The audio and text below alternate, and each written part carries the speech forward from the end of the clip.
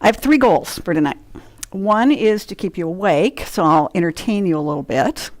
One is to give you some insight about what an amazing creature you are and how you function.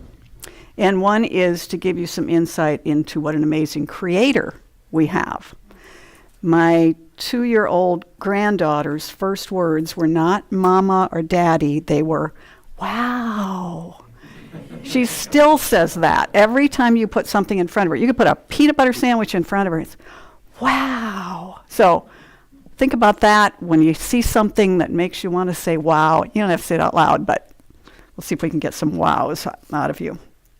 So Larry, the first night, talked about a defense mechanism that we call justification, and he tied it in with what the Pharisees were trying to do. And then Nancy's talked a little bit about counseling and how the goals of counseling can be to find truth or to feel better, and Nancy's theory is that we do both. So we've heard about counseling, we've heard a little bit about the points that Larry touched on in psychology.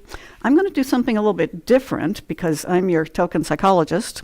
So I'm going to give you a broader sense of what psychology is. If we're going to talk about psychology and faith, I think faith we've defined pretty easily for ourselves. Psychology, maybe not so much. So when you hear the word psychology, what do you think about? What comes to mind? Oops.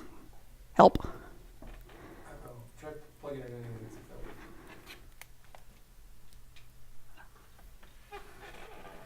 There we go. So just free association. When you think somebody says psychology, what immediately pops into your mind? And we're not going to worry about the mic because just shout it out and I'll just repeat it. Okay. Nothing. Blankness. Trying to understand what people think. Understand what people think. What else? Diagnosing. How people behave. How people behave. The mind. The mind. You're way more savvy than my undergraduates at NCU were. When I would ask them this question on the first day of class, I would get psychics, hypnosis. Freud was usually the first thing out of their mouths. And eventually, as I kept gathering from them, I would hear, it's the work of the devil. They were terrified to take general psych.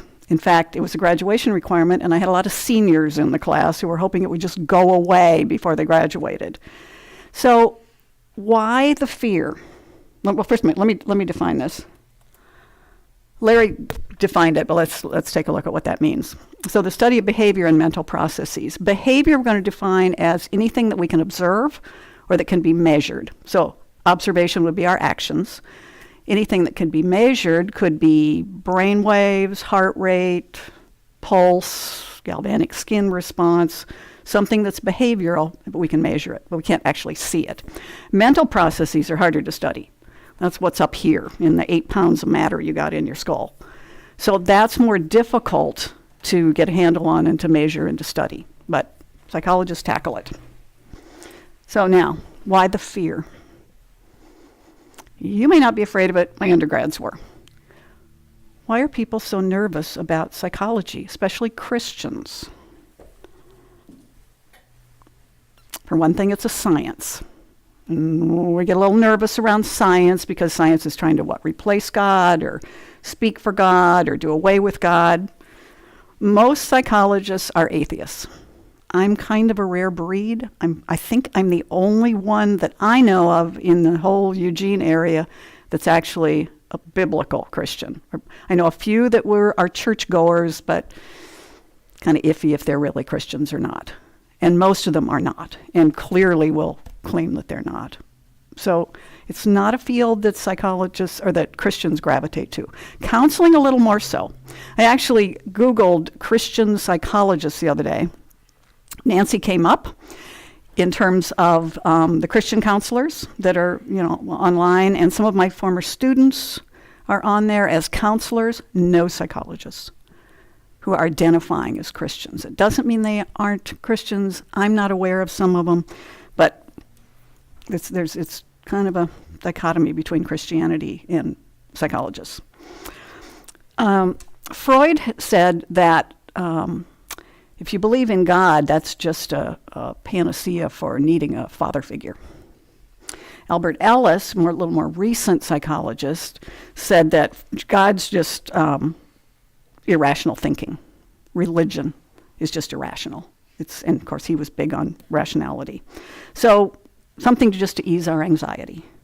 Well, that makes people nervous if they're Christians, and then you're going to study something like psychology. So, real Christians shouldn't really need any help. Just tough it up, pray hard enough, and you can do it on your own. Okay? And as my students would clearly say, even at the end of the term, still the work of the devil. So there's just this nervousness about it. So I'm going to start with a little experiment. We'll see, we got a low N here, but we'll see how we do. Got more on this side. So I'm going to ask all of you on this side to close your eyes. I'm not getting weird. I'm not going to do hypnosis. Just close your eyes until I tell you to open them, just for a few seconds. Close your eyes. Don't open them till I tell you to. I'm going to say 3 words, and I want you to, don't say them out loud. Don't write them down, but remember the 3 words. The 3 words are alligator, skateboard, and headphones. Okay, open your eyes. Psychology's got lots of different parts. So I'm going to walk you through the parts. I'm going to give you a general psych class in the next hour. Okay? So I'm going to cram it in. It's going to be a wild ride. I'll highlight some things and just zip past others, but I want you to get a feel for what this whole field is about. So one of the things psychologists study is human development. There are obviously stages of development from birth, childhood, adolescence, young adulthood, middle adulthood, late adulthood, and death. And the stages in those have certain criteria that all kinds of fit together for most human beings. So that's one thing that gets studied. We study cognitive development. You don't think the same way now that you did when you were much younger, even as a child. 2-year-old doesn't think like a 10-year-old. There are some adolescents that still think like 2-year-olds, but for the most part, we develop cognitively. We develop socially. Think about a 2-year-old playing with another 2-year-old. They're not interacting. They may be playing side by side, and the only time they interact is when one takes something away from the other one. So their social development hasn't happened very much. It gets really intense in adolescence. Adolescents build their social development pretty fast. And then in adulthood, it continues building. Interesting, as people age, their social group tends to get a little bit smaller.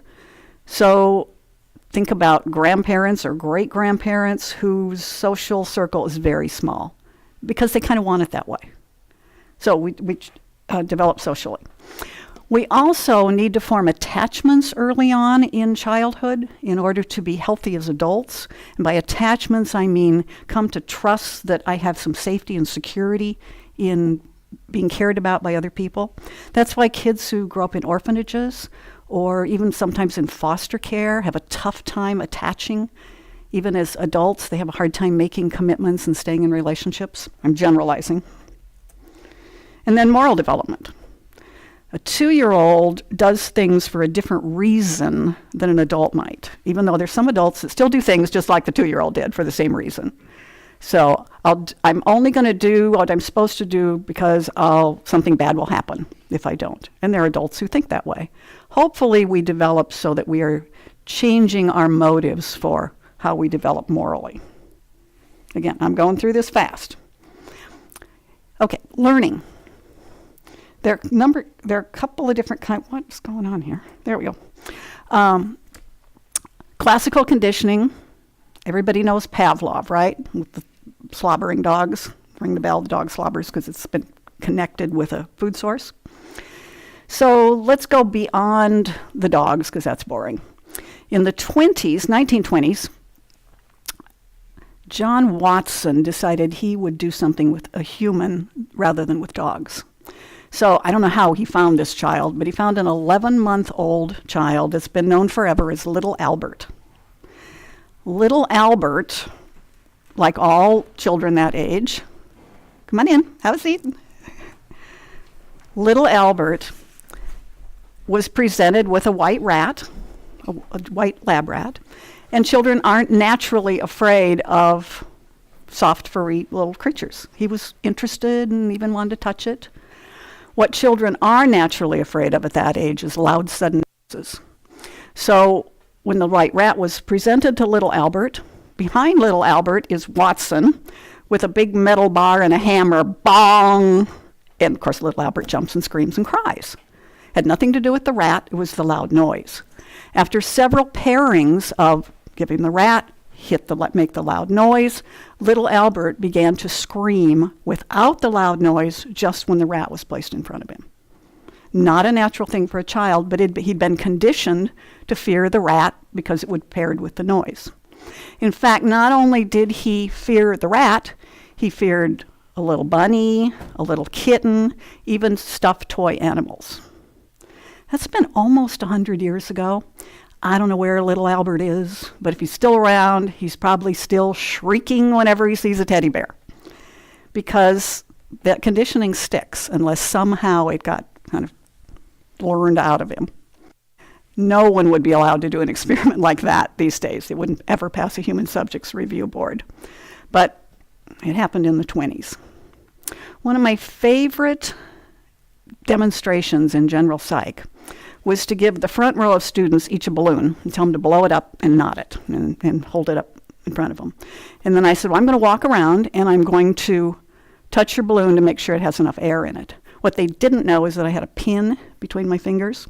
So I would touch the balloon and bang, and everybody'd jump. The next balloon I touched, same thing, bang.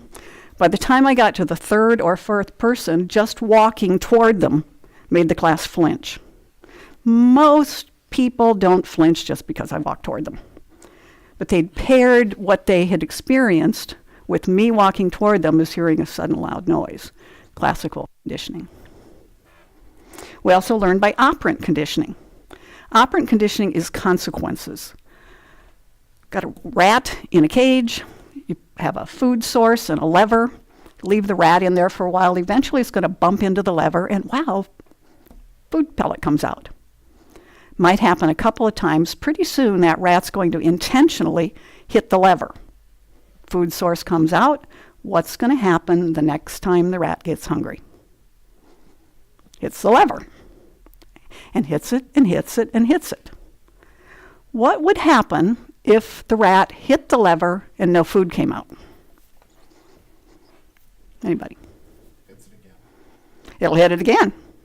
Because that's what's supposed to happen. How many times is it going to hit that lever without food coming out? 5, 10, 15, 20, 100. Depends on how dumb the rat is, I guess. Sooner or later, the rat will stop pressing the lever. We call that extinction. Let's make it human rather than rats. We have a cabin in the Cascades, and on the deck of the cabin, we have a hot tub. And next to the hot tub is a railing, and we have little Christmas lights along the railing, just for a little ambience. A few weeks ago, I'm in the hot tub, and I look over, and I notice there are a couple of Christmas lights that are out. But it didn't look like there were bulbs in them. The bulbs were gone. And I thought, well, where did the bulbs go? So I reach over.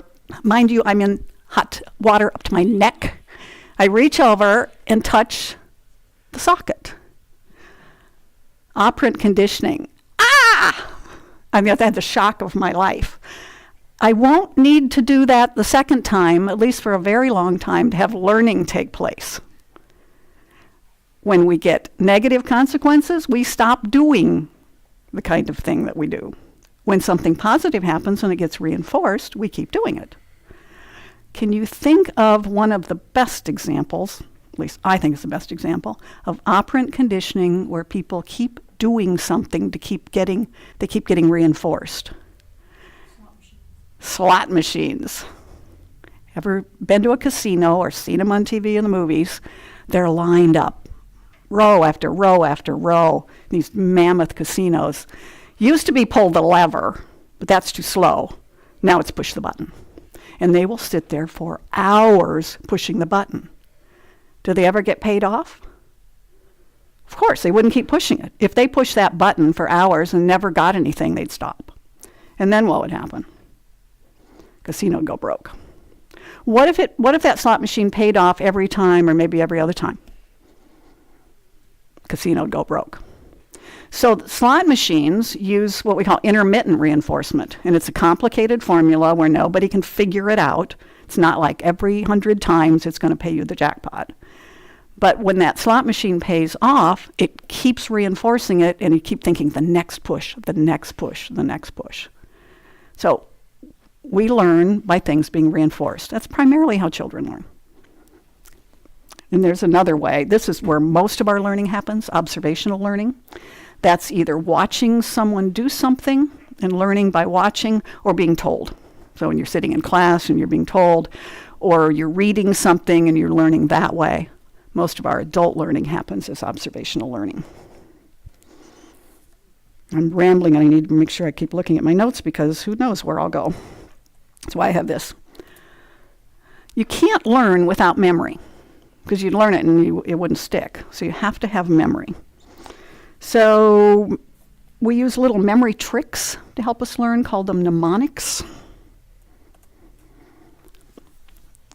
One of the ways we learn, well, let me demonstrate it first. Let's do that. I'm going to say some letters, and I want you to remember the letters. You can do this with your eyes open. I want you to remember the letters and see who can remember them. There will be 12 of them, okay? I'm going to give you the letters just about a second apart. Okay, here we go. I, R, S, F, B, don't write them down, I, C, B, S, T, S, A. Who can tell me the 12 letters? Go for it. IRS, FBI, CBS. The last one I'm losing. TSA. Excellent. How did you do that? Those are all acronyms. You gave me more or less four items to memorize. Uh-huh. 12. Okay, it's easier to remember 4 things than it is 12 things. I gave you letters, but I gave them to you all in a string. If I had said IRS, FBI, CBS, TSA, you'd all had it. So that's called chunking. So we chunk things together so that we can remember them better. Otherwise, it's just all this random string of things. By the way, you remember numbers better than you remember letters. Not quite sure why. Maybe because there are more letters. I don't know. We can remember strings of numbers better than letters. So what in real life gets chunked so we can remember it? Phone numbers. Phone numbers? 10 digits. 10, are there 10? Yeah. 10 are harder to remember than 3 chunks. What else? Social Security number. There are 9 of those? Chocolate. Chocolate. Uh-huh. Chunks of chocolate. There's always one in every audience. Always one. Always Jack, too. That's always Jack. All right. How many over here, with their eyes closed, remembered the 3 words from a few minutes ago? Ooh, impressive. Who wants to say what they were? Alligator, skateboard, headphones. Excellent. How many over here remember it? You didn't have us close our eyes, did you? No, but do you remember the 3 words? Just 2. Wow, this blew up in my face. And you had your eyes closed. Oops. What they were looking at. Oh, really? Well, that's not fair. That was the image that I had in my mind, actually. Okay, good. Well, that helps you remember. So you formed your own context. Well, let's go back. But my alligator was laying down on the stage. Oh, even better. And I tuned in on I Love, whatever it's called. Oh, I think Nancy zeroed in. She missed the context altogether and zeroed in on the T-shirt. Okay, Exactly. so need a bigger audience, but usually the ones that see the picture, the context will help you remember, rather than just 3 random words. And I probably should have waited another 20 minutes, but I was on memory, so we did. So we remember things in context, despite what you hear on the news. How reliable is memory? Sometimes very. Other times, not good at all. Eyewitness testimony, all the research we've done on juries and people that have eyewitness testimony in trials, it's not very good. It's a very poor way to make a judgment about someone. Factual, forensic evidence is much better, but we don't always have that. One of the things I used to do when I taught 5th grade was the students would all be working, and I'd get one student in on a plot. Usually a student that was really kind of a good kid that never caused any problems. And I'd walk around as they were working at their desks, and I'd take a ruler and just slam it down on her desk. Of course, everybody'd jump, and I'd get their attention, and I'd start in on her. "What are you doing? I can't believe it. You're making mistakes on every single one. Did you not listen to what I said?" Now, I coached the child that I'm going to do this, and said, "You go to the principal's office immediately. Send her out of the room. Everybody else, take a sheet of paper out and write down exactly what just happened." You wouldn't believe what they thought I hit her.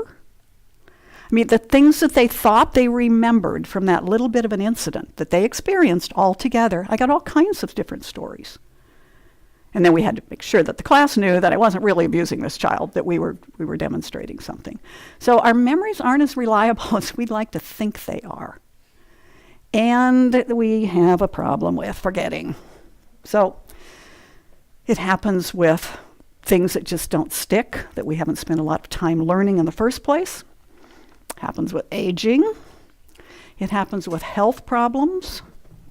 So we do forget things. What's interesting is we can train ourselves to remember. We can't teach ourselves to forget. If there are things that we want to forget, well, you just have to hope that maybe you forget them, because that's not something you can do by just willing yourself to forget something. The harder you try, sometimes the more you remember it. Okay, there's your alligator. Sensation. I have a Bible here somewhere. I had to bring a Bible because Nancy had her Bible and Larry had his Bible. Okay, Psalm 19. The heavens are telling of the glory of God, and that expanse is declaring the work of his hands. Words of David. You've probably heard it. The heavens declare the works of the Lord, or heavens declare the works of God. David's looking up at the sky, and he's seeing what we see. He doesn't have any knowledge of physics or astronomy, but he can see the wonders of the heavens. I'm going to show you the wonders of something almost opposite, rather than the vastness and the infinity of the heavens. We're going to go inside the human brain, and we're going to go to the neuron level of the brain. This is one of my very favorite things. This is a picture of a neuron, one of the cells in the brain. You have 100 billion of these in your brain, with a B, 100 billion. I read some research recently that we may be a little off in estimate of how many neurons, that there may really only be 86 billion. The flaw in that research is they only used men. So my conclusion is men have 86 billion. Women probably still have the 100 billion. But at any rate, it averages out. So you got a lot of them. You got a lot of these little things. So let's take a look here at how these things work. If this is, you can doze off if you know all this stuff already. This is biopsych. So you got these in your brain. There are two kinds. There's a sensory neuron that's going to pick up information from the environment, from your 5 senses. And there are motor neurons that are going to send information from the brain back to the motor muscles so that you can do something in response. So a signal comes in from the environment. Let's take the light bulb socket that you're not supposed to stick your finger in. Okay. So at the moment I touched that socket, a signal went from my fingertip to my brain. I'm going slow motion here. It hits the nucleus of the neuron, and then it's got to decide what to do with that information. So that information needs to get passed on from one neuron to other neurons. It goes down the axon to the axon terminals. When I taught biopsych, the first sentence of the textbook I used said, "Life is simply a series of chemical reactions." Students just freaked out. No, life is so much more. That's just horrible science stuff, or just we don't want to listen to it. Well, in On one level, that's true, because the messages are going to get sent chemically. They're received electrically. It's an electrical impulse, but they're going to be passed on chemically. So the message gets sent down to where you see axon terminals. You see the message, the direction it travels there, but it has to get passed on to another neuron, and then another one, kind of like a telephone game. See how it does that. At the tip of each one of those axon terminals are chemicals that we know are we call neurotransmitters. Those neurotransmitters get sent from one neuron to the next neuron, depending on what the chemical message is and the configuration of those neurotransmitters. You may know them better as dopamine, serotonin, norepinephrine, acetylcholine. Those are kind of the big ones. There are lots of them. So those are the little chemicals that have to go from one neuron to the other neuron to get the message from one place to the next, to keep it going. Because I've still got my finger in the light socket sitting in water. The little receptor sites there on the right-hand neuron are like a lock, and only a receptor can go in that fits in the lock. So if it doesn't fit, like a key in a lock, it's not going to receive that message. Once that neuron, the receiving neuron, gets the right chemical message, then it sends a message to the next one, and on and on and on. It's not sending from one neuron to another, it's sending from one neuron to many, and then to many. And eventually it'll get to a motor neuron, which travels back down my finger and says, take your finger out of the light socket, dummy. So that the message gets sent to the brain, it gets translated, it gets sent back to a motor neuron, and something happens. It might also send it to speech, which is me yelling, or whatever else might happen. Let's talk about, I've got that one up there. So what happens to all those little chemicals floating around in that synapse, which is a space between the neurons, teeny little space? God doesn't waste anything. He takes those chemicals and they get sucked back up into the original neuron. We call that reuptake, to get used again. Have you heard of SSRIs, the antidepressant class? Selective serotonin reuptake inhibitors. That's how they work. The drug for antidepressants that are SSRIs, or selective norepinephrine reuptake inhibitors, will inhibit those extra chemicals from being taken back up into the neuron. It will stop it from doing, so that the neuron says, wait, we're a little short on serotonin here, and make more, which helps people be less depressed. That's how they work. It's basically that simple. But we're not done yet. Inside each cell, each neuron, 100 billion for women, 86 billion for men, there is a teeny, teeny, teeny little pump, an actual pump in each neuron. Its job is to return that neuron to its original electrical state. It's been electrically charged to get the message, and it sends it a little bit out of whack. So this little pump here is called a sodium-potassium pump, and it will restore the equilibrium between the sodium and potassium to get that neuron back to its original electrical resting potential. So it can be ready for the next electrical impulse and work again. Now that's very slow motion, obviously, and very simplistic, because 100 billion of these for women, 86 billion for men, are working all the time. Think of the input that's coming at you all the time. 5 senses all working at the same time, not to mention what's going on with the mental processes in your head, because that's all happening with the neurons as well. Pretty amazing. I got to say wow on this one. I mean, that's a pretty intricate system. You think God knew what he was doing? We just take it for granted. See something and it just happens. We just respond or not, or we don't pay attention to it. But we're being bombarded constantly.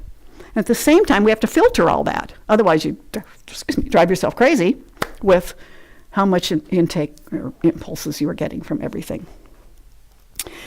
Okay, that's the sensation part. That's sensing things from the environment through your senses. Now we got to decide what we actually are seeing or hearing or smelling or tasting. Ever seen something that turned out when you looked again that really wasn't what it was? Or heard something? It's like, oh, I thought I heard X and it turned not to be at all. entertain you a bit here. How do you know that those railroad ties don't eventually meet like it looks like they're going to meet? Somehow you know that they're parallel, but it sure doesn't look that way. What we got going on here? Perspective, depth perception. You're given two eyes. That helps you dramatically with depth perception because you're seeing from a little bit different angle with each eye. I had a man in my office the other day that told me he was applying for disability because he'd lost the vision in one eye and didn't have any depth perception. He didn't run into any walls while he was in there. He found a chair, didn't have a cane, made it up and down stairs. Had he lost his depth perception? Just because he only had one eye? No. Can you see where you're going with one eye? Yeah. Not quite as well with two eyes. Better off if you're driving to have both your eyes open. That depth perception is much sharper with two eyes. But you can see, your brain will adjust for that. It just somehow accommodates for that. Just like it's accommodating when you see railroad tracks, that you know those don't come to a point. If they did, the railroad companies would be in big trouble. They have to stay parallel, obviously. All right, tell me which horizontal line is longer, top or bottom? You see? Am I in your way? Which one's longer, top or bottom? You don't trust the psychologist. I know it. All right, obviously the top one looks longer, doesn't it? Yeah, if we measured, they are the same length. Yeah. You can do this with children and they will actually give me an answer so that I can make my point.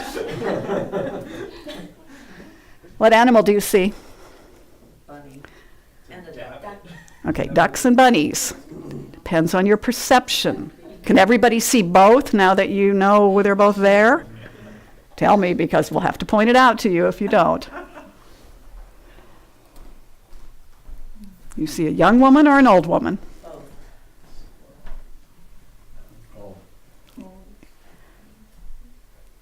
Anybody not see them both? So let's do the young woman. She is looking away. Here's her nose and her eyelash and her ear. She's got a big fluffy thing over her head. She's got a necklace on. You see her? Okay. The old woman is looking more directly at you with a very large nose and a slit for her mouth here, and her eye is here. This is a real famous one. It used to be called something like the young maiden and the old hag, but that isn't politically correct. So we just call them the young woman and the old woman now. Okay, but it's your perception. Sometimes people have a tough time seeing the other one. Once you know they're there, you can kind of go back and forth. And this is visual, obviously, but you perceive things that you hear, and you have to figure out what it might be.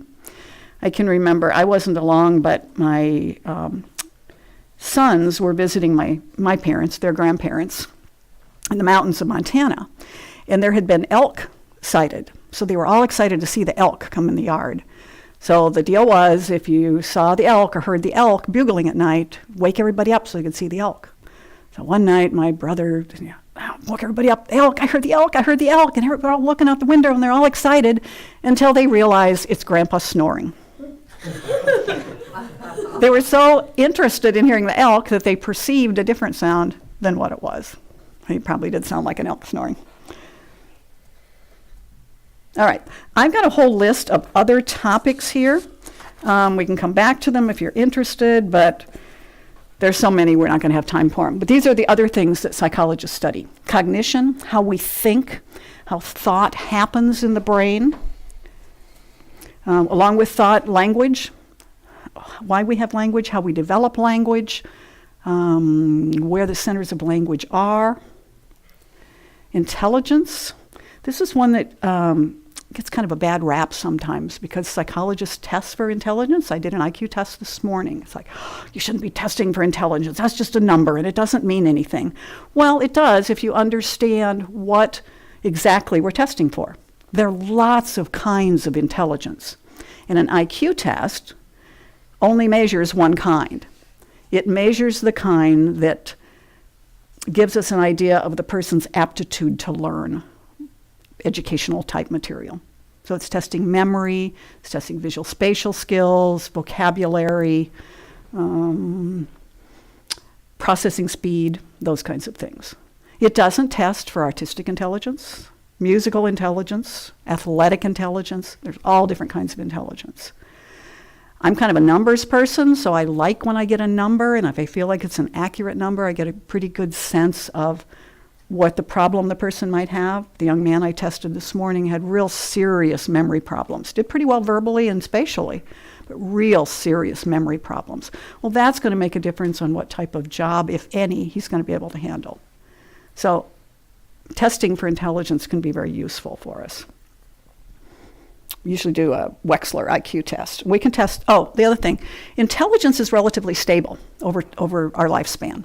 It doesn't change much. So if someone gives an intelligence test to a preschooler, and then again grade school, and then again at 16 with the adult one, it's going to be pretty close to the same. Little bit of error, of course, because it's administered, and it could be an error in scoring. But overall, our intelligence in that kind of intelligence doesn't change much.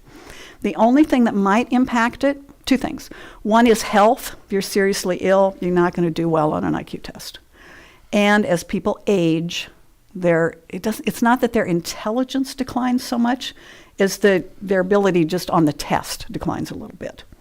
So age is factored in when we score it, but sometimes as people I'm talking 80s and 90s and aging, especially if there's dementia, that's going to impact the intelligence score. I don't know, I think I'm getting dumber as I get older. Well, some people do. It's just the kind of things we feel dumber at. States of consciousness. Okay, right now you're all in kind of the same state of consciousness. No one is dozing off. No one's bouncing around being hyper. But there are different states of consciousness. Dreams is one. Sleep is a state of consciousness. We can alter consciousness through hypnosis, which my students would freak out. No, that's the work of the devil. Well, I'm going to talk about it anyway. Hypnosis is a real thing. You've all experienced it. Think about driving on a familiar route, and you go from point A to point B, and you arrive at point B and think, I don't even remember going through that stoplight. I don't remember making that turn. But you did, and you got there safely, and there's not a line of crashed vehicles behind you. You were somehow in a little bit of an altered state because it was so familiar, you just kind of did it by rote. We call that highway hypnosis. That's very common. We all do it. But we can also put people in a state of hypnosis. How many have seen a stage hypnotist? Anybody seen one or on TV? I hate them. They give us a bad name. They're doing it for purely entertainment purposes. They're not psychologists. They're not trained. But it's not a hard thing to learn. Next time, if you get an opportunity to see one or see one on TV, watch who they pick. These are real people. They're not plants. They're people that are volunteering. But they're picking people who are very susceptible to being hypnotized. For one thing, they want to be because they're waving their hand in the air. You cannot be hypnotized if you don't want to be. You can't be hypnotized against your will. You will just block it out. So I would hypnotize a few students. I wouldn't get very many volunteers, but I could do it very simply and let them know that at any time you want out of this, you're just done. You can just bring yourself up out of it. It's not that big a deal and that scary.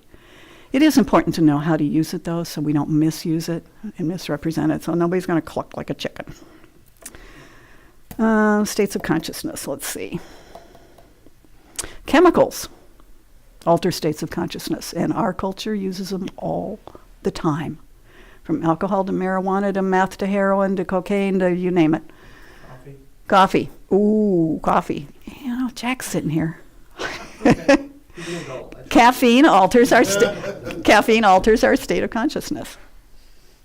Lack of caffeine does too. Yeah, that's why we do it. Nicotine does as well. So we can alter our state of consciousness with chemicals. What about trauma? Trauma? Anxiety? It can. Can I come back to that, Denise? Hang on to it, because if I forget, bring it up again for me, will you? Motivation is something else psychologists study, especially industrial organizational psychologists. They're going to work for the big companies to get the most production out of the employees, in what motivates them, how to motivate them, how to keep the organization running effectively. So what motivates us? Needs. Familiar with Maslow's hierarchy of needs, the pyramid, the bottom are physiological needs, with hunger, shelter, clothing. When we're hungry, cold, need shelter, those are going to motivate us very strongly. Once those needs are satisfied, then we can go to needs that aren't quite so survival kinds of needs. Belonging, we all have a need to belong. We all have a need to be cared about. We have a need to think highly of ourselves, sometimes too highly. Those are all needs that motivate us. So lots of things motivate us, including emotion. Emotions motivate us. Sometimes they motivate us when they shouldn't. They're a little bit too strong sometimes. We will act based on just emotion and leave the rationality at home. We'll talk about emotion for just a minute. So we think about emotions in terms of positive and negative, good and bad. What are the positive emotions? Joy. Joy. Righteous rage. Righteous rage. Okay. Well, Chris, did you have something? Oh, no. Oh, you people don't have positive emotions? Is that what's going on here? Laughter. Laughter. Happiness. Yeah. Gratitude. Yeah. There are lots of them. They're probably easier to name the negative ones. What are the ones we think of as negative emotions? Anger. Hatred. Sadness. Fear. Disappointment. Grief. Loss. We can come up with the whole list of negative ones. We don't like them. We want them to go away. But they are motivating.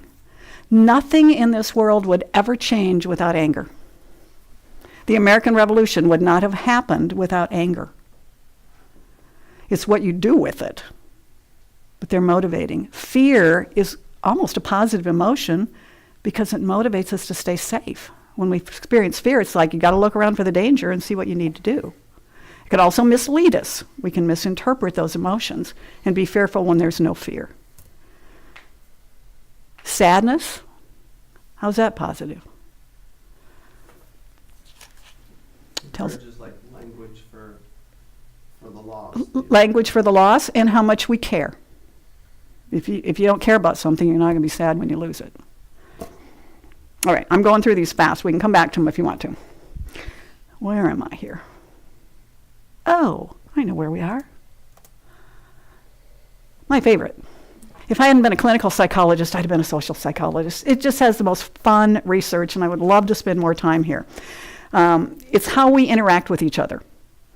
We're not created in isolation. We weren't created to be in isolation. We interact with people all the time. We conform. You're all conformed in this room. You're all sitting in a chair, facing forward. No one's lying on the floor. No one's doing jumping jacks.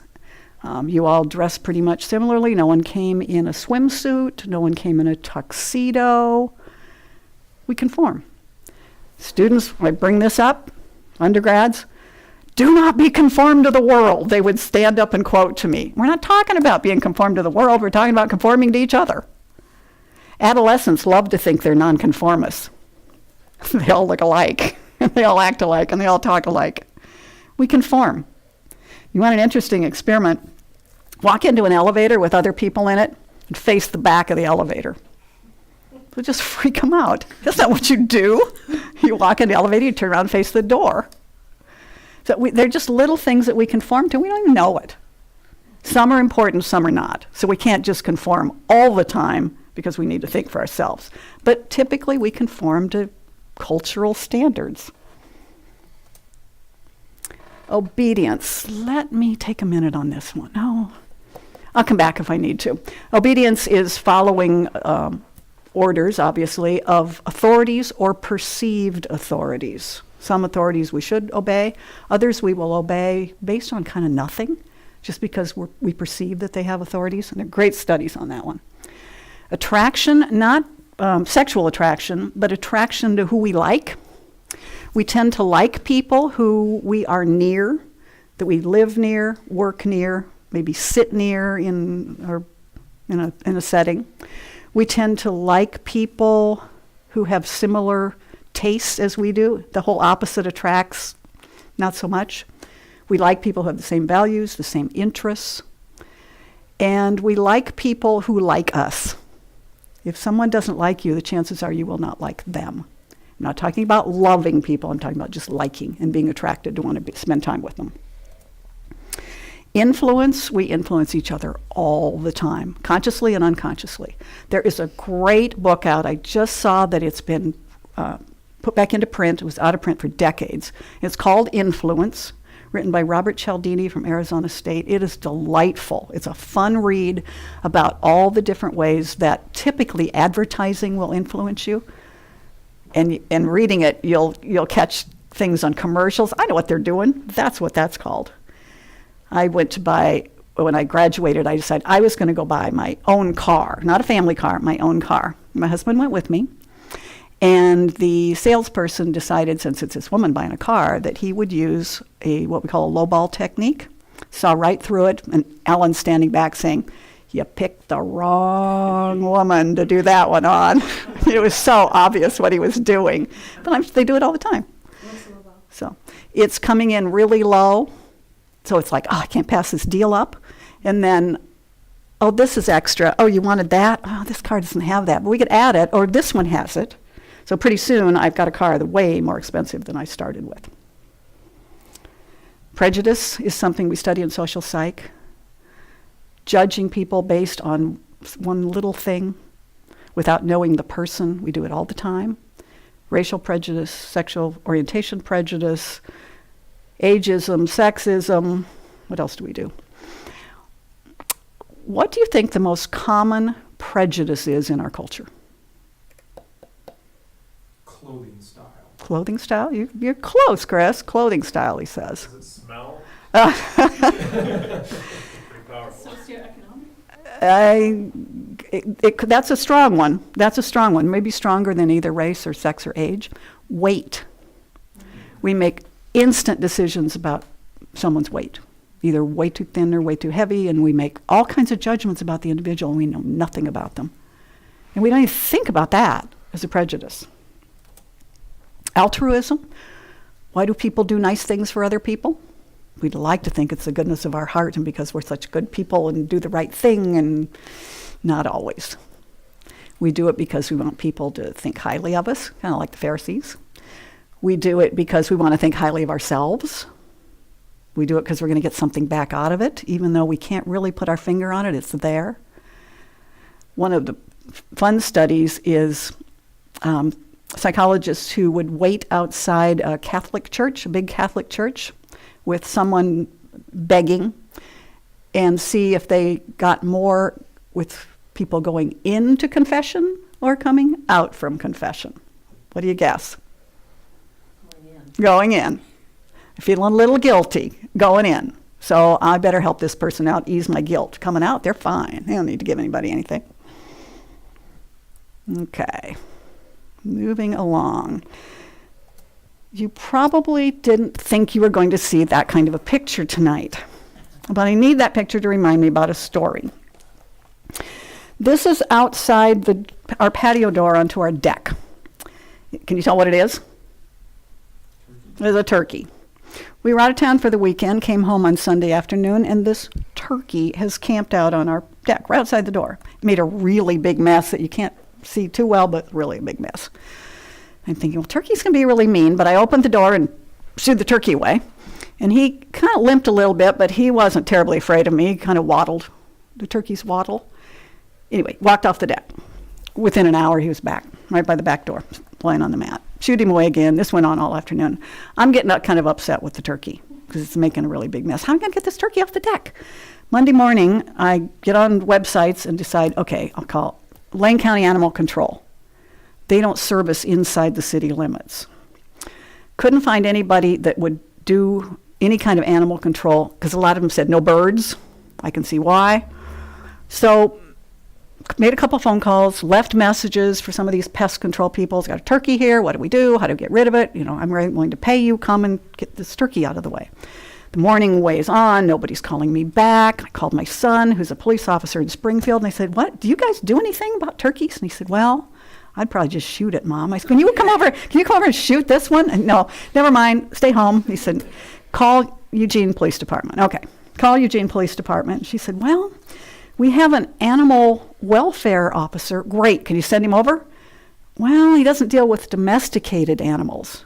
Well, if we wait long enough, it will be domesticated. It's been there like for days.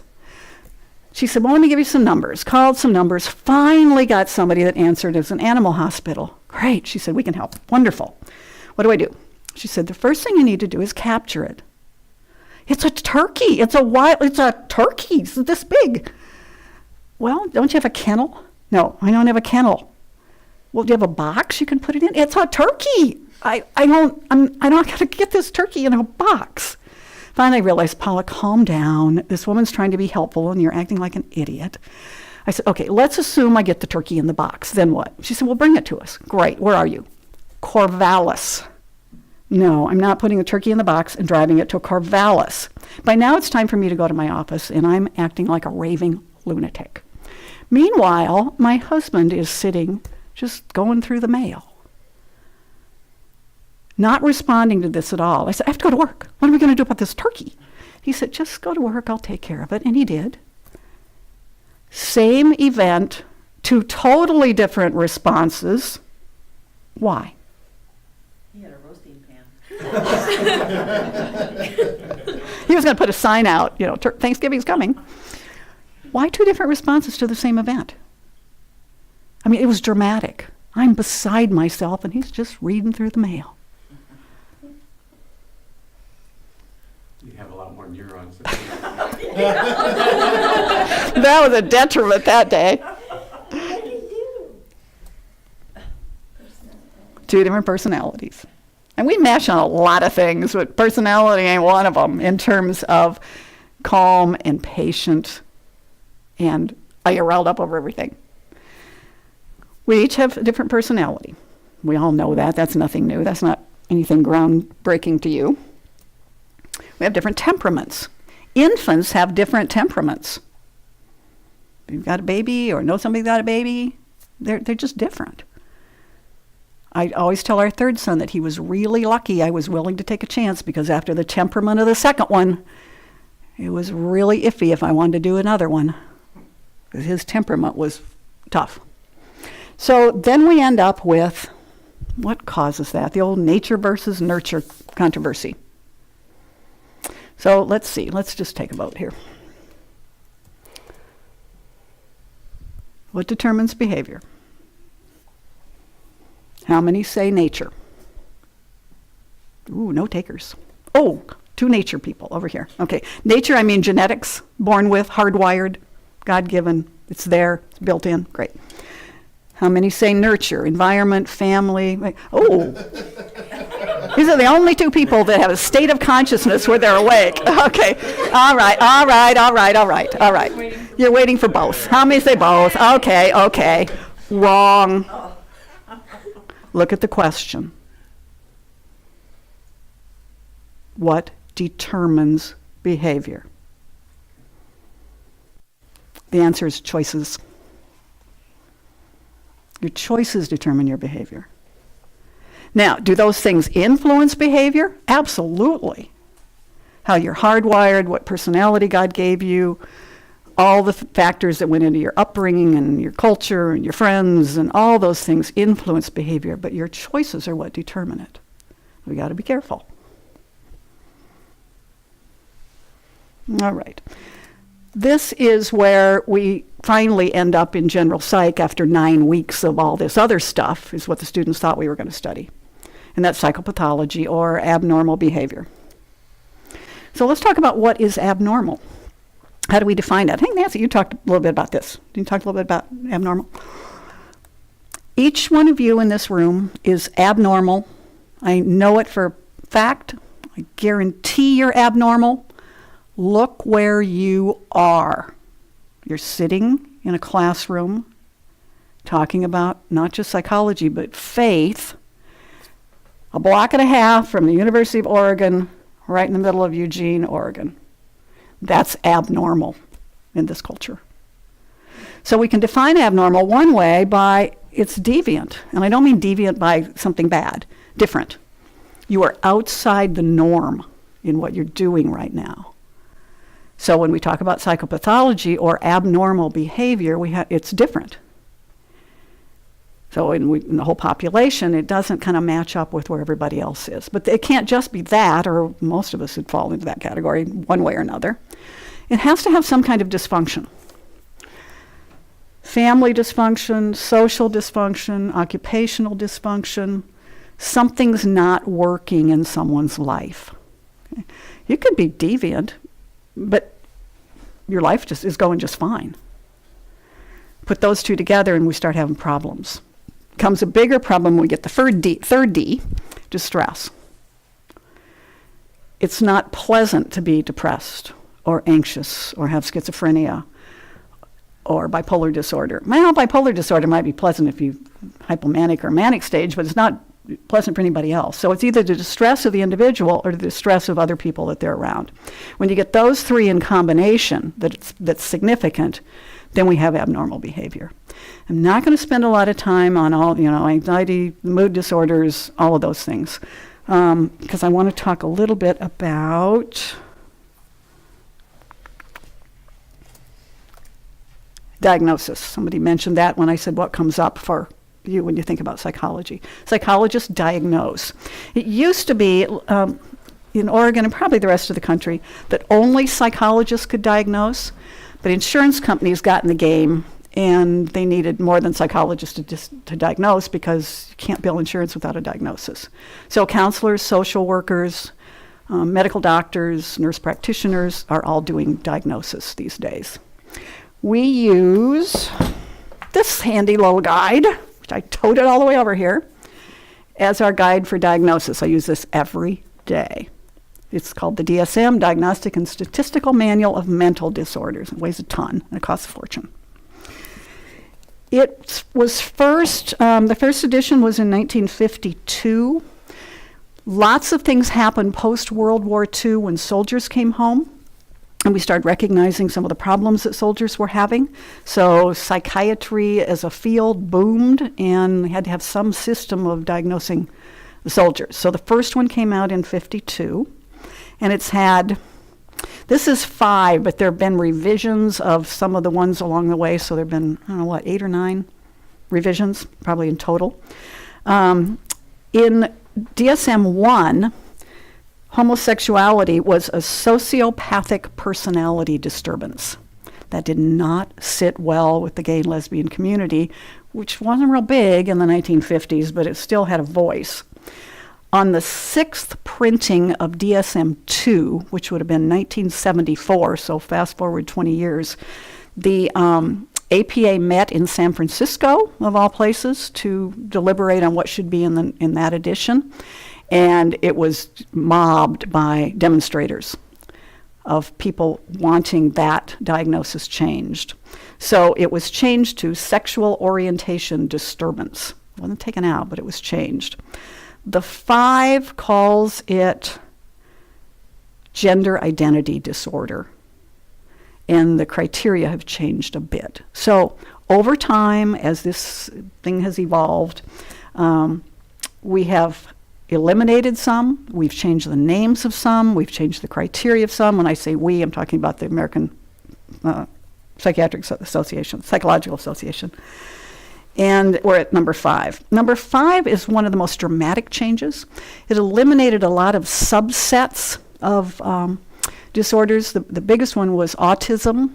Used to have autism, Asperger's, Rett's disorder. Rett's and Asperger's are no longer. That doesn't mean people don't have those symptoms, but it's all lumped into autism spectrum disorder now. That's another one. Mental retardation was renamed. It was felt derogatory, so that was renamed intellectual disability. So it's no longer MR, it's ID now. It's always hard when one of these comes out because you got to learn all the new lingo and some of the criteria changed. So DSM-5 was 2013. It'll be around for another 10 years probably, but they're already talking about and working on the next edition. And some of the suggestions, one they've been talking about for decades, and that's seasonal affective disorder, which means you get depressed when, in rainy seasons. It's going to be interesting in Eugene. The whole town's going to have depression diagnosis. So that they've talked about that a lot, and it's not in there yet, but it'll keep coming up. So these revisions are, they say they're based on new research and scientific findings, but that research is based on what the culture wants and where the culture's headed. So that's hard to pull apart, but it evolves. So psychologists have to keep up with it. So people are a little nervous about diagnosing.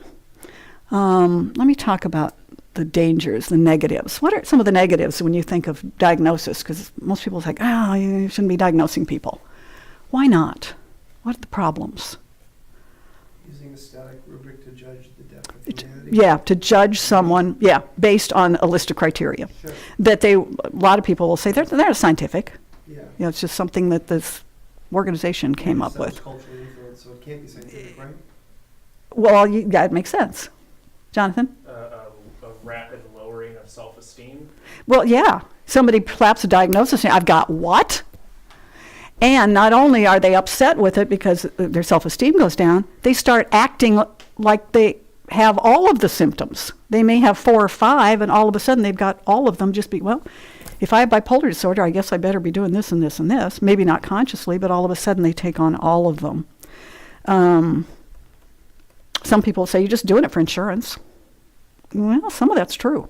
You cannot bill insurance without a diagnosis, and it's got to be a diagnosis that the insurance company will pay for. So some of them we just don't, we might diagnose, but we don't put it down for insurance purposes. Personality disorders they don't pay for. Couples and families, still not paying for that. Conduct disorder, there's some they just aren't going to pay for. So sometimes the diagnosis gets fudged a little bit so the person can bill their insurance. That's not good. There are cultural biases in the DSM. A lot of people would complain about you're judging a culture, you're diagnosing a particular culture with something. And a lot of it's based on subjective symptoms. When I ask someone, why are you applying for disability? They can rattle this thing off. You can find it online, and they'll just give me the whole list of symptoms, whether they have it or not, because they're subjective. I can't measure some of that. So diagnosis can be iffy. However, I wouldn't be doing this if I didn't think there were some benefits. So anybody want to offer what they think might be a benefit, other than to an insurance company? Yes. Treatment. Yes. How do I know what I'm treating if I don't come up with the diagnosis? I have to know the problem before I know what the treatment is. I don't treat depression the same way I treat anxiety. I don't treat bipolar disorder the way I would treat unipolar disorder, which is depression. It's like saying, well, I think you've got a rash, so you must have measles, so we'll just treat that. Well, I have to have some criteria. I have to know something that's standardized. Anything else? Any other benefit you can see? Validation. It's validation between clinicians. We can speak a common language. If I say to Nancy, go ahead. To the client, kind of like. Oh, yes. Okay. Yes. Yes. Yeah. I've known my whole life something is wrong, and we can put a name on it, and yeah. Okay, that makes sense. It's not just me. What does that do? Like, help me understand that one. Why don't we get the mic if we're going to have a little more than just... I don't understand. What are, Well, it wouldn't be true for, Explain it's not true for everyone, for one thing, of course. But for those for whom it's validating, I would say it has to do with not understanding their own experience, and then suddenly having kind of some definition and category for it, some understanding of, and also some hope for treatment, possibly. One of the most common ones is ADHD, where an adult will talk about the problems they have in the workplace or at home or in relationships, and diagnose them with attention deficit. It's like, no wonder I had so many problems in school. I thought I was just a screwed up kid. And it gives them some validation that, yes, there's something that was wrong. Nobody identified it or did anything about it. But it's not that you're just a goofy kid. Yeah, it does help. That's a strange parallel, though. I mean, you're describing that the DSM-5 allows them for a sort of validity that is coming out of a culture that also created the DSM-5? Like, it's a sort of paradox, right? Well, I mean, the culture determines normal, and therefore we have a DSM-5, and the DSM-5, like, makes aberrant certain behaviors. in a sense, but we all are in the culture, and these things exist. I mean, I don't think we're going to deny that people get depressed, they get anxious, they have these problems, and we're putting a name to it. Yes. These things exist. And the name we've picked is a sort of like, is in a book. Yes, Okay. but I think that we'd have those names if it weren't in a book. We had these before. People were depressed before this ever came out in 1952. No, the symptomatic elements are marvelous. I'm pro human beings being human beings and complicated and Mhm. nuanced and messy. I'm still perplexed as to the benefit of the codification of human beings. Right, and that's where we get the criticism of it, Okay. that it's been coded. Yeah, Yeah. and there are hundreds, literally hundreds of things in here. Sure. Now, most of them are going to fall into a dozen or so categories, but we've got all the substance abuses and all the neurological things that most people don't get diagnosed with. The common ones are anxiety and depression and some of the childhood things. Sure. Yeah. The common ones because we're all alive and we all have anxiety, right? We're not immune to like some of the criteria Well, here. We just may not meet all of the criteria so that it's diagnosable. And go back to my 3 Ds, Yeah. the deviance, dysfunction, and distress. We've all been depressed. But those are still all largely subjective categories again. And Yes. so it's a very strange, I mean, like, this is the part where science, and again, I'm not anti-psychology, I'm pro that, but when science steps into bureaucracy and I lose the thread. I agree. I lose the thread. Yeah. Like, the DSM-5 seems like it does infinitely more harm than good, and the fact that you've also tied it to a sort of like a capitalistic insurance Maybe. money agenda Maybe. is even more Yeah. terrifying. I don't know if I agree it does more harm. It does. It can be harmful and it's misused. Sure. But without it, the piece that we haven't come to yet is clinicians can speak a common language. If I'm going to refer somebody to Nancy and I say this person has ADHD and attentive type, she knows what that criteria are. I don't have to go through the whole thing. I'm only imagining that the clinicians would still, though, take their own observations Well, to some the table. degree. But we can speak a common language because we've got a common guide here. And it is a guide. Sure. What I used to tell students when I would teach the DSM is diagnosis is always a problem. I can line 10 psychologists up and I might get 6 different diagnoses of exactly the same individual. Sure. Because people are so unique, they don't fit into these little pigeonholes. I love it when somebody comes in. I diagnose every day. And when they come in and it's like they name them off, it's like, oh good, this is an easy one. I know exactly what the diagnosis is because it's just classic. Most of them are not that way. It's complicated. It could be this, and I have to keep asking questions and put down provisional diagnoses or rule outs. It's complicated. Yeah, so I understand what you're saying. And we got to be careful about not misusing it. I always assumed that part of the kind of core initial features of like the psychoanalytic techniques was that the patient themselves were the Okay. key to the cure and not Hold the that, clinicians. because you got one step ahead of me. Okay, I'm going to sorry. get there. Okay, yeah, hang on just to that, Toby. Okay, let's see. I think I'm done with this part. So let's go to treatment. There are different modalities of treatment. I'll get there. The most common, what we usually think of is individual talk therapy, one-on-one talk therapy, but we have group therapy, we have couples therapy, we have family therapy. We have psychotropic drugs that treat, and that's controversial as well.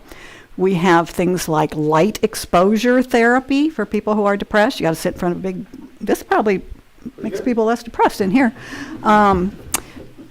What else do we have? EMDR kinds of things. There's all kinds of different types of therapy, the most common being the individual talk therapy. The trends in therapy, when I started training in the 80s. Let me connect it to faith. You didn't talk about faith in therapy.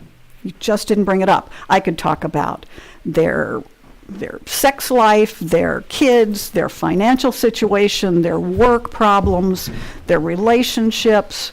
I could talk about pretty much anything and ask questions. You didn't bring up faith. That was just, no one ever told me why, but we just didn't talk about it. And we were told to be, I love this term, value neutral. Huh? I don't even know what that means. How do you be value neutral? That's just a oxymoron. We've all got values. Well, what they were trying to say is, well, you don't let your values interfere. You don't tell clients what you think. Well, the problem with that is if we don't expose what our values might be appropriately, we're going to start imposing them. They're going to slip through and it's going to feel manipulative. So my philosophy is, and people would disagree with this, is expose your values when appropriate, if they conflict with the client, so that I don't impose them. I certainly can't impose my values, and I wouldn't want to on anyone. But it's okay to expose them, give them an alternative viewpoint, if nothing else, and let them know where I'm coming from, in case they decide that I'm not the person for them to see. Because some people don't want to talk to a Christian. Insurance, it's been a big trend. Insurance, I wouldn't say it drives the field, but it's certainly a big influence because of the diagnosing.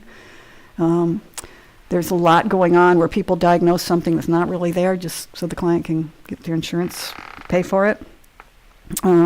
Managed care on top of that has made it, more difficult. It's made us have to be on our toes a little bit more because you sometimes get limited sessions, numbers of sessions, 6, 8, 10, 20.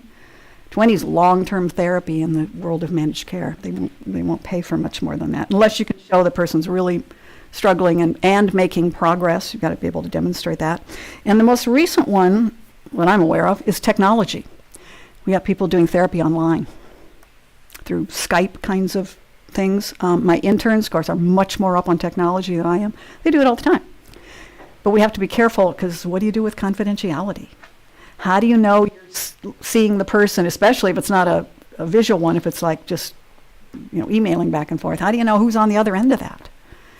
And what about crossing state lines? We have different ethics and state laws, and it gets really complicated. So technology has been wonderful, but it complicates therapy. And then orientation to treatment, I'm going to talk about this way. Nancy, if you were here last week, was that last week? Yeah. Nancy had a continuum on the board of psychodynamic to behavioral. I'm going to give you a little bit different picture of it because I want to do it historically. So, now I'm going to talk about Freud. We've been at this for an hour and I'm just talking about Freud. Freud, father of psychology, because he was the first one to actually do something with it that made some kind of sense, and he gets such a bad rap. Poor Freud. He got hung up on sex because of the culture he grew up in and his life, but he gave us a lot of things. Thinking about the unconscious. His goal in therapy was to make the unconscious, which we're not aware of, conscious through exploring dreams, through doing free association. You lie on the couch and you just talk and talk and talk and talk and talk, and the psychoanalyst interprets what you're saying. And you're in therapy every day for years. Nobody does that now. But he did give us defense mechanisms. He and his daughter actually came up with a whole list of defense mechanisms. Larry talked about the, justifying. We rationalize, we identify with things to ease our own anxiety and defend ourselves in what we think and how we want to justify our own decisions. You all know id, ego, superego stuff, and of course dreams was his big thing. Two of his students, one was Alfred Adler and one was Jung. I still don't understand Jung. Collective unconscious. One of the important things from Jung might be that the myths that we find in different cultures throughout the world that are all so similar kind of support his idea of a collective unconscious, that somewhere we're all kind of connected spiritually. Alfred Adler took Freud's information about all the sexual stages and turned it more into social stages and the social influences. There are a lot of Adlerian counselors in the Eugene area for this reason. Alfred Adler's student was Rudolf Dreikurs. Dreikurs brought that therapy to the United States, to Chicago. Ray Lowe at the University of Oregon, one of my professors, invited Dreikurs here the 60s, and he started something called Saturday Circus. Is that anybody familiar with that? It's a parent training program, ran for decades. First at the U of O, then LCC at the downtown LCC Center. Any Saturday morning from 9 to 12, a room was filled with parents, students, counselors, and their children were all in age-appropriate groups being kind of entertained and doing play stuff by Adlerian counselors. Huge success. I didn't know if it was still going, so I Googled it. It is still in operation by a private group. So I don't know quite. It's still called Saturday Circus, but that's from Alfred Adler from Freud. I mean, that's where we came in the influence right here in Eugene, which I think is pretty amazing. Those are all psychodynamic kinds of counseling. Looking at the intrapsychic, the individual, the effect childhood had, family of origin, social influences. Adler came up with the term inferiority complex. We all know what that is. But the importance of childhood and things that happened to us in the past and how that impacts our lives today. Cognitive behavioral. Behavioral came first with the rats in the cages, and behavioral therapists are not interested in what caused it, could care less. They just want to fix the problem. And it works very well for certain problems. Phobias, fear of flying. I don't care about your childhood if I'm going to try to help you learn how to fly more comfortably. All those kinds of phobias that we expose people to or do what we call systematic desensitization, that's all behavioral. Not interested in the origin of the problem. But Aaron Beck was a cognitive therapist. He's probably the most famous one. He says it's the cognitions, it's our thinking that impacts how we change.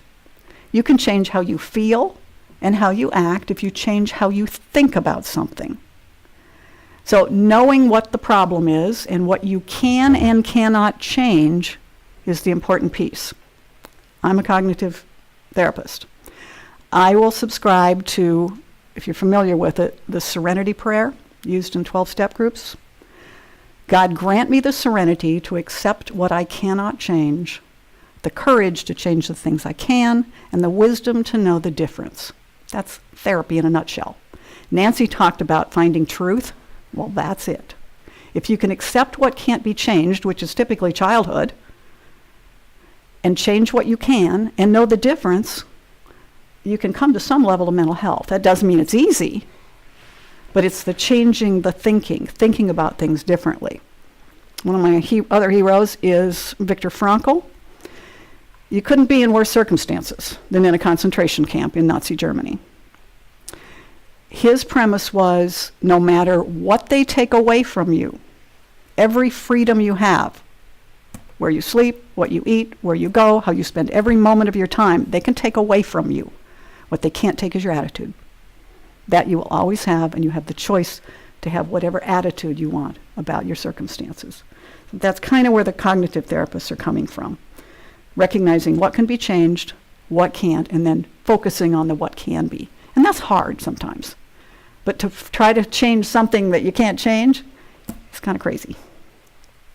Then we come to humanistic therapists. This is Carl Rogers, called person-centered therapy or client-centered therapy. This therapy says if you put people in a perfect environment of love and caring and positive support, they will automatically make good choices, be healthy, mentally healthy.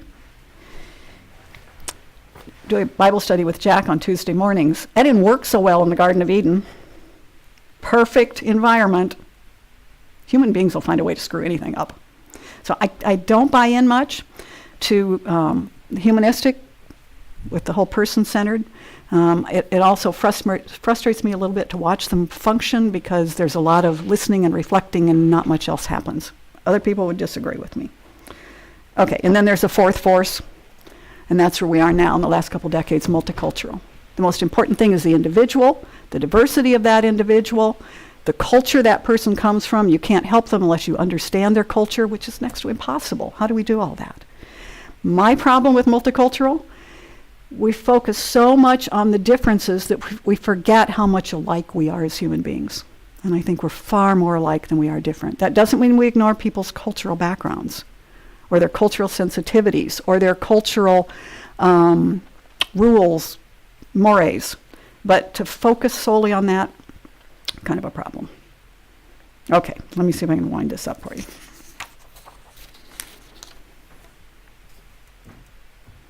So let's ask this question. What does our culture and much of modern Christianity tell us about our existence and how to live our life? Isn't that what we're after when we do therapy? Here's a humanistic perspective. You recognize some of these. Be all you can be. Isn't that the army or something like that? Live life to the fullest. Get the most out of life. Discover your true self. Embrace your humanity. Be proud of who you are. Trust your feelings. Do whatever feels good. Take control of your life. You're a good person and you deserve the best. You hear that every day when they're trying to sell you something on TV. That's a humanistic perspective. So that's where they're going to go with their therapeutic culture. Let's look at modern Christianity. I'm generalizing here, so know that. So here's what modern Christianity says. God loves you just the way you are. God does not want you to suffer. I think Nancy told us differently last week. God will give you everything you ask of him if you just pray hard enough, and believe enough. Our primary purpose is to just love each other. Loving others is helping them feel good about themselves. That's the definition of love. The church has to keep up with the times, has to be more tolerant and loving, so the doctrine of the church is going to change. And God's going to save everyone in the end anyway. Let's look at the biblical perspective. You're a morally depraved, sinful being. Well, that's not very pleasant compared to what the other two are telling you. You deserve eternal condemnation. This is getting worse. Deny your true self. Don't embrace it. Deny it. Suffering is a blessing from God. Who's going to buy that? Strive for goodness. Humble yourself. And trust in the mercy of God. Grab my Bible again. Okay, did I meet my goals? I met my time limit. Didn't leave much time for you to ask questions, but I'll stick around for a while. So, another psalm from David. For you formed my inward parts. You wove me in my mother's womb. I will give thanks to you, for I am fearfully and wonderfully made. For I am fearfully and wonderfully made. Wonderful are your works, and my soul knows it very well. I hope I convinced you of a little bit of that. So, 3 goals. You're all still awake. A little insight into how you function and how wondrous a creature you are. And even more importantly, what a wondrous creator we have. That he took so much time. I mean, go back to those neurons, those 100 billion or 86 billion neurons. If that's what he did in this life, what's the next one going to be like? Wow. I'll stop there. Left you 3 minutes.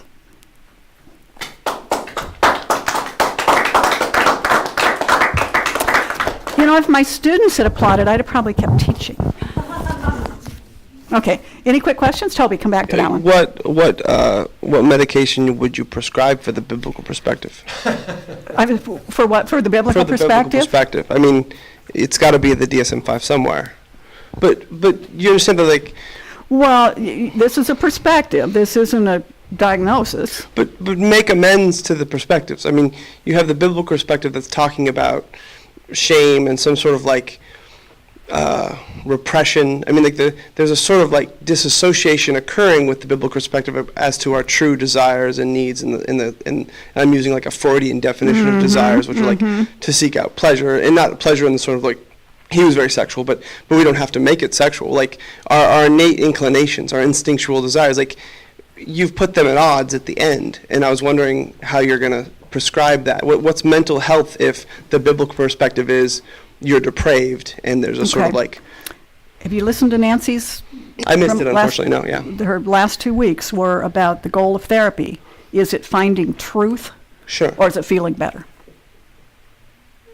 Go back and listen to hers. Oh. She addresses that very thing. How does that address? Can you give me a sense of how Well, that addresses I'm it? not going to take the time to repeat Oh, what she okay. did. Go back and watch it's on the website, Okay. right? Probably not. Sort of, will be, We can give it- maybe. Okay. All right, anybody else have, Jonathan Scotland? To me, it seems like there's something scary about psychology in a bit of a different way, maybe. Mm-hmm, how so? First of all, I want to preface by this in that psychology is what I'm most interested in life. Excellent. But maybe it's because I'm really messed up and I want to figure out why. But I think part of the problem with categorization, did I even say that right? Is that it kind of becomes a weapon pretty easily used by individuals who are wishing to use power in order to, you might say, nurture individuals. I mean, you mentioned it with casinos, and I'm just gonna, I don't know, I'm just echoing that, not really even phrasing it as a Are question. you talking about diagnosis when you say categorization? A little bit, but it's not as if I believe people in the clinical section are going to use that to any type of destruction, but I think especially in the workforce to a certain degree, it seems as if there's a way you want to know your employees, so you want to know what they're capable of, but there is a sense in which immediately it seems to put limitations on the individual, and I kind of find that mildly unfortunate, maybe like an unfortunate necessity, that it seems that we're getting a little further down Mm-hmm. the road here. I hear what you're saying. I think about it in terms of, I mean, let's go back to my original question. Is psychology a gift from God? Obviously, you've heard me say yes through what I've said. Can it be misused, and does mankind screw it all up? Yep, just like they can do anything else. I just think I think psychology is almost more powerful than a weapon of mass destruction if used in hands that are capable enough to use it. Which is why I guess there's kind of an equal amount of terror and awe that I have towards psychology. We need to be respectful of it. Therapists need to be respectful of the power that they hold in a therapeutic relationship with a client, because we have a lot of power when that person's very vulnerable. Yeah. And help the person not misuse what they gain from it. A diagnosis in the hands of a person who wants to use it as a crutch in life, pretty handy. Yeah. Yeah. I'm also interested on how trauma affects memory, Oh, though. okay. Is that Yeah. your question, Denise? It was trauma, like. The state of consciousness?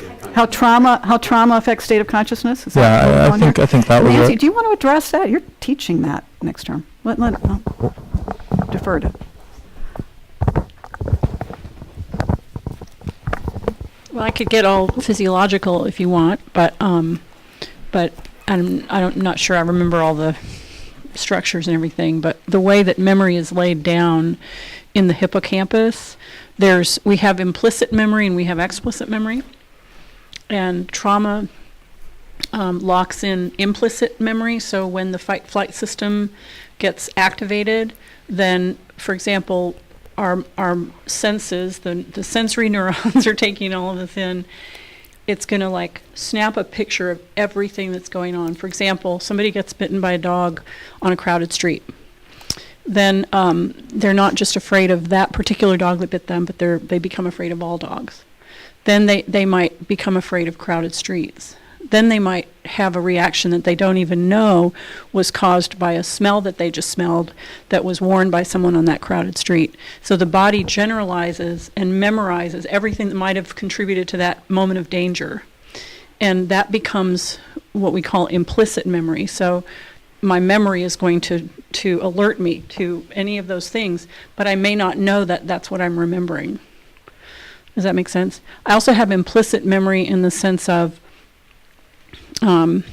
if I had a fight-flight response, I don't know how technical I want to get, but because I could go on about it, I could do another class on this. I think it's so interesting. But for example, another form of implicit memory is someone who, for example, I saw a film of a Vietnam vet who had gotten blown by an explosion, and his whole company was killed except for him. he, as he was talking about it, he was moving his feet.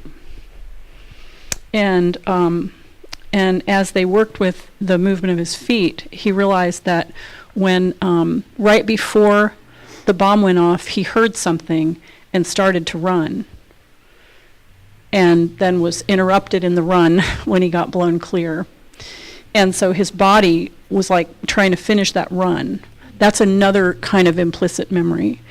Then when you start to help process those kinds of things, the memory can move from implicit memory into explicit memory, and that's in the hippocampus.